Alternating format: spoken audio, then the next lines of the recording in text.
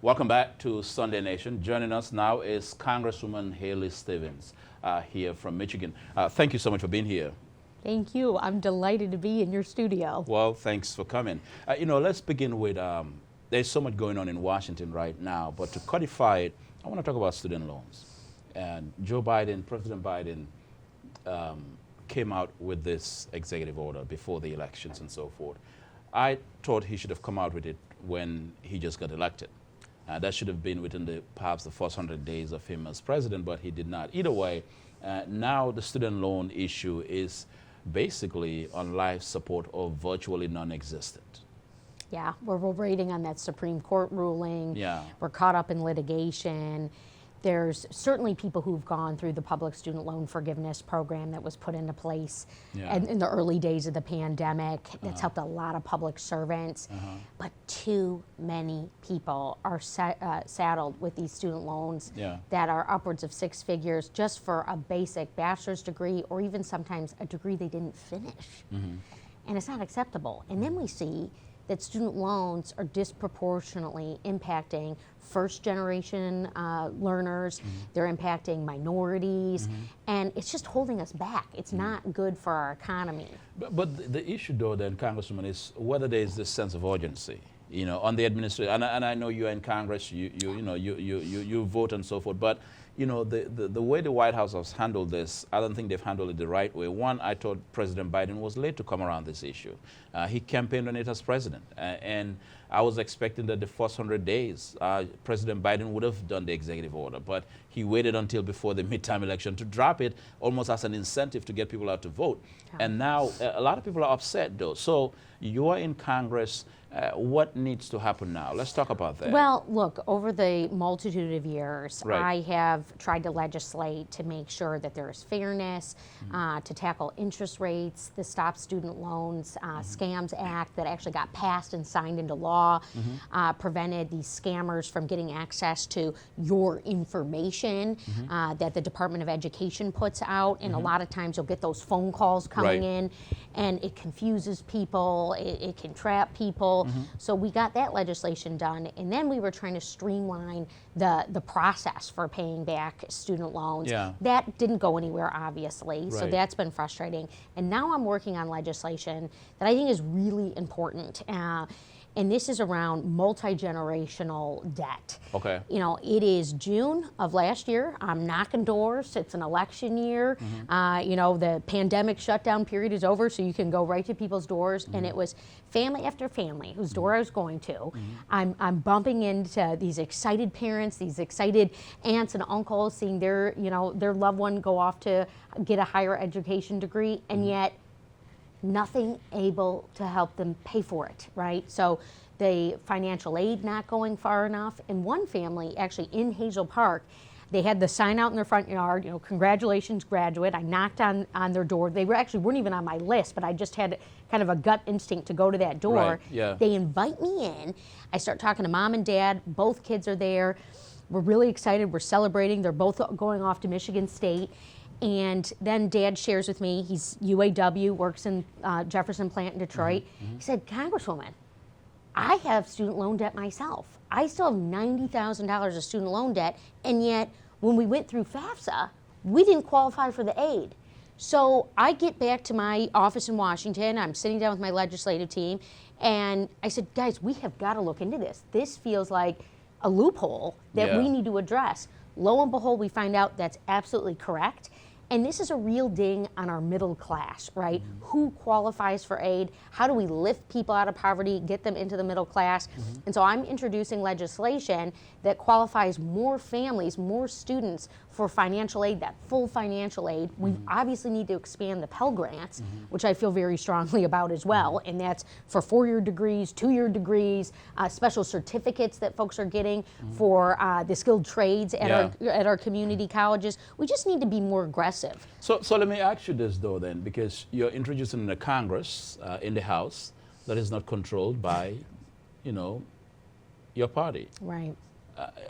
Does Kevin McCarthy look like anybody who would agree with you on this issue of student loan? Because a whole lot of interests on the conservative side have taken a shot at President Biden's executive order. Yeah, there's been a real attack around just making sure that people have the guarantee to affordable higher education. Right. Degrees that just 15 years ago were a lot more accessible. And I see this all over southeastern Michigan because I have students who volunteer with my campaign. You know, I spend time in classrooms, and so it's really frustrating. So do you think you can get your Republican colleagues to co-sign on this?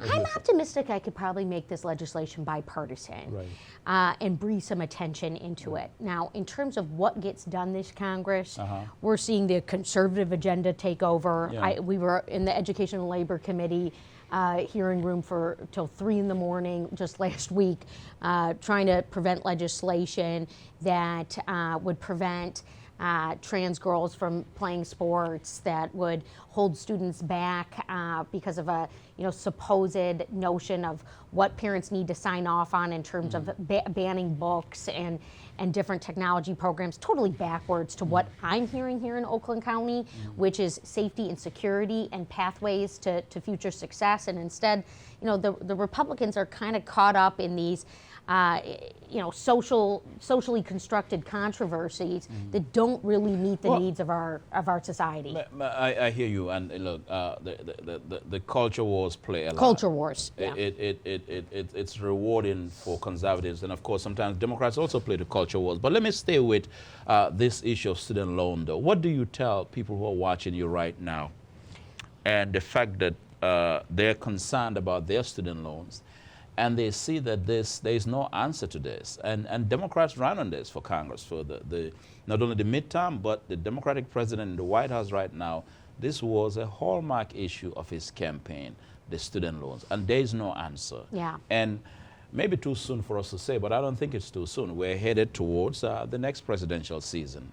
You will be on the campaign trail supporting your president if he runs for re-election, or whoever it is that runs. I mean, what do you say to voters? What do you say to people who are saying, well, I mean, we gave you a chance, and there's no answer to this student loan? What do you say? Well, I think we're looking at this from a two-pronged standpoint, right? Okay. One is those who are continued to be saddled with student loan debt that's astronomical. Tied into that is people who have received forgiveness. That has happened. I've gotten some of those success stories. Okay. But there's also a lot of people who haven't gotten forgiveness and who need it. The other prong of this, Bankole, is folks who are going to be going and getting a post-secondary degree, want access to higher education, and are trying to figure out how to afford it. Yeah. I'm not in the business of, as we inch towards the mid-21st century, of creating generations of individuals saddled with student loan debt. This has hit millennials. It has hit them hard. And I see the parents with tears in their eyes, freaked out about their own student loan debt, realizing that their kiddos, 8, 9, 10 years away from trying to get that degree. What do? And I'm not in the business, we got a campaign, and sometimes it's a blank slate because you're not in office yet and you got your wish list of items, but we do need to deliver results. And back to your question about how to legislate in divided, shared government, I'm going to tell everyone very clearly, there are some folks on the other side of the aisle who want to do the right thing. We had a community college professor there with, or a leader with our Education and Labor Committee talking about expanding Pell Grants. I thought, well, this is great. This was in our Affordable Higher Education Act that in my first term in Congress, a Democratic bill. And then I look around and I think, all right, well, maybe we get 30 Republicans to vote for that. The reality is when they're controlling the Congress, they've got double that who are just going to vote no. They're going to vote no no matter what, because they really believe in this notion of perverse limited government and that doesn't stand up to meet the needs of individual people, create a fair and equitable society, and that's not where we need to go. We need to rebuild and repair. So let's talk about the other committee you sit on, science, infrastructure. Science, space, and technology. There's a lot there. The question of innovation, EVs, and so forth. Let's talk about how that factors into where we are right now in Southeast Michigan, and as it relates to the jobs of the future, and who's left behind, and who's going to be ready for those jobs. Yeah. Well, I'll tell you, we, a handful of years ago, were recognizing the 50-year anniversary of when we landed on the moon. And everyone was going back in time and looking at that great history. And I'm sitting on committee saying, well, what's our moonshot of the next 50 years? And folks, what that moonshot is proliferating before our very eyes here in southeastern Michigan. It is happening with electric vehicle technology, what our automakers, our suppliers are focused on, the rapid scale of innovation that wasn't held back in the pandemic. And now what we're looking at is supply chain securitization. You heard a lot about microchips and the microchip shortage. That's why we did that chips legislation. Right? You know, we had to step up and do that. Backlog in terms of getting cars at dealerships and so forth. We've got a great chips manufacturer here in Oakland County. My friend Danny Wilkerson, by the way, minority-owned business, expanding into Pontiac. He's working very closely with the state on his expansion efforts and his build-out efforts, which is great. And we're also, though, looking at all of critical supply chain, where we are secure here in the United States of America, meaning do we have the ability to make and produce this here? Where are we overly reliant on foreign markets? And where do we need to maybe start to think about not just reshoring, but investing to grow segments of this supply chain here? And so it's a very exciting time. Everyone wants to be here in Michigan. I've had folks coming in from West Coast saying, hey, we think Michigan's going to be the Silicon Valley of the future. Well, it was Mayor Duggan who said I called it a pipe dream. But anyway, I see the optimism. But let's stay with this, the EVs. I want to talk about this because I've seen GM, Ford, and the other automakers really weighing in on this issue. And the question, though, and I'm wondering if you're thinking about this as a member of Congress here, is how the question of EVs ties to inequality. Who can afford those electric vehicles? I know is the issue of inequality driving the motivation? Is it also part of the motivation here towards the EV technology age? Well, there's a multitude of factors here, right? Yeah. Which is, one, where has environmental racism taken place? Yeah. We've seen that here tragically in southeastern Michigan with dumping. We've seen illegal dumping taking place, bad environmental Detroit, practices. Delray community, all of that. Yeah, all of that. And at the same time, you know, who gets to access the innovation, sustainability economy of the future? This is why these tax credits are really important, and also the realistic standpoint of not everyone every other year is buying a new car, right? It's not a light switch. Yeah. But what we see the potential is in jobs, right? And we see the potential in the charging stations that our unions are going to play a role in. We want to have the right standards in place for implementing those charging stations. We've got to look at our entire electrical grid. We've just been coming out of some, you know, whirlwind power outages, frankly, that have rocked our state, and we need to think about those in investments. And then, of course, we need to look at, you know, who's purchasing these electric vehicles. And right now, where we tend to see it, we've seen them double, right? We've seen purchases double. That's great. That's exciting.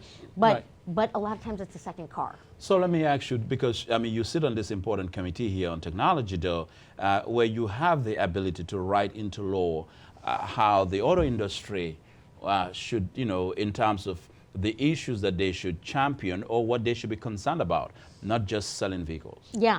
Well, and this is one of the other things we're looking at with the industry based on inequality, things that we haven't been looking at. I chaired a hearing last session in Congress when the Democrats were able to chair committee hearings on inequality in artificial intelligence and bias. You know, there's a lot of times where we're ceding authority over to technology that has inherent bias and is making decisions for consumers and for economies of scale that we haven't necessarily recognized has big impacts on existing bias and institutional challenges. And that was a big wake up. A lot of people came to us out of that hearing for the next phase of work. And then in terms of, you know, the safety and the standards in play, you know, we're finding things about how crash test dummies, you know, haven't taken gender into consideration. And on Chips and Science, though, did include a lot of the equality standards. It was a great start because we don't want to leave American talent behind demographically or geographically. That's what we've heard. That's what we need to address. You decided not to run for the U.S. Senate. Right. Why? I'm happy in the U.S. House. You just got reelected. I just got reelected. I've got this exciting. It was a brutal campaign between you and Congressman You know, and Levin. unfortunately, you know, you hate to run against a colleague, especially one you share a party with. Right. We want to put that to bed. It's over. You guys are friends now. We're friends. You know, I know his family, and a lot of respect for them. Have a framed photo of me and his dad walking in my first ever Labor Day parade as a Democratic candidate for Congress. But beyond that, right, is I'm representing exclusively now an Oakland County seat. Yeah. We've got Dave Coulter, you know, as the first Democrat ever to be the Oakland County executive. You have Dave Woodward and his incredible commissioners now running the Oakland County Commission. We are serving as a best practice for these American Rescue Plan dollars that are coming down, monies for seniors, monies for education, tackling some of these inequalities that we've long needed to address. So I want to roll up my sleeves and continue to work with those guys. Dave Coulter has been on here before. He was here a couple of weeks ago. But let me ask you a final question, though. This U.S. Senate race in Michigan, it's going to be up for grabs. Who do you think has a chance at this? Well, I certainly think a Democrat who is pro-choice has a really darn good chance. And I will tell you, I think the voters who came out Is it only pro-choice for you? Well, it's not only pro-choice. I mean, I think we've got to look Does racial justice at... matter? well, absolutely. You know, and I would say that pro-choice is a part of racial justice, but a multitude of things. I mean, we're looking and we're seeing Detroit doing the Rebuild and Repair Initiative, rhyming with some of the reparations needs that are taking place.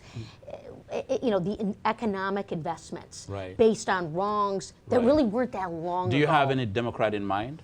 Well, I know a few who are running, but I'm not ready to endorse anyone just yet. So you want to be lobbied into endorsing a candidate? I guess so.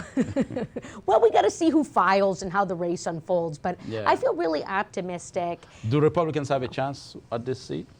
I think just be honest. We need to take it seriously. Yeah. We need to take it seriously if I'm thinking about the Democratic Party, and I've talked to the Democratic Party chair about this. You know, there's 24 Democratic Senate seats up for grabs all across. 2024? Yeah, all across the country, several dozen, and so. So that's a major gamble. It's going to be a lot of work. Gary Peters is at the helm of the senatorial campaign committee again. Yeah. So your endorsement will come later. Later. All right. Well, thank you so much for being here. Thank you. All right. Congresswoman Haley Stevens will be right back. Thank you.